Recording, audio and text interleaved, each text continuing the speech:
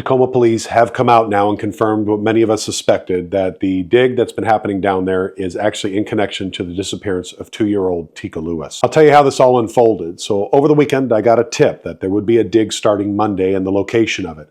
I went down that morning to check it out and see what was going on. They'd started a bit earlier than what the original schedule was planned to be. I reached out to a colleague who then reached out to Tacoma Police Department for a statement. Tacoma Police told him that there was nobody there and that this information was incorrect. That obviously was not accurate. So I walked on up and asked for somebody's business card so that we could then call back and say, this is the person that we're seeing out here. I was met with really just kind of a standoffish body language. And when I asked for a card, they looked around, asking if anybody was going to give me a card.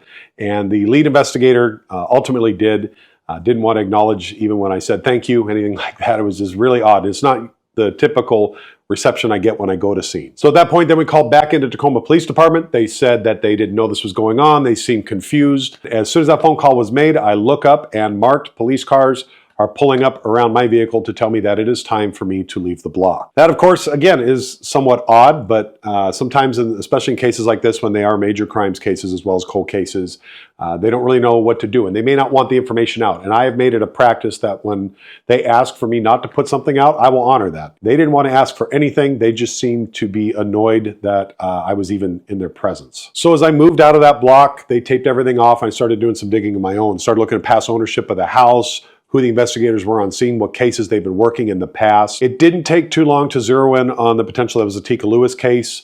The ownership of the house, I know people online have been drawing this conclusion based on the last name of one of the previous owners. It's not quite that simple. I'm going to leave that for investigators to divulge. Given how they've been so tight-lipped on that, I'm just going to respect that boundary and let them decide what they do and don't want out. At that point, too, with just how odd things were down there, I started calling others in the business and everybody started showing up. And by about 1 o'clock, everybody was there. And then the mobile precinct command unit also showed up, which made it very clear that this was going to be a multi-day event. Tacoma Police did have a spokesperson out there who just said they weren't able to confirm anything.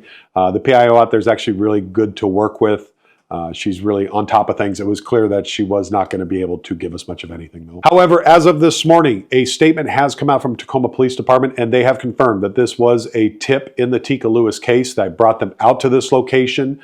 They do say, though, unfortunately, they did not find her remains. They also went on to say in their statement that the Tacoma Police Department is working 147 open homicides, and 20 of those are missing person cases categorized as cold cases, and that they remain committed to thoroughly investigating each one of those. I'll update you when I have more.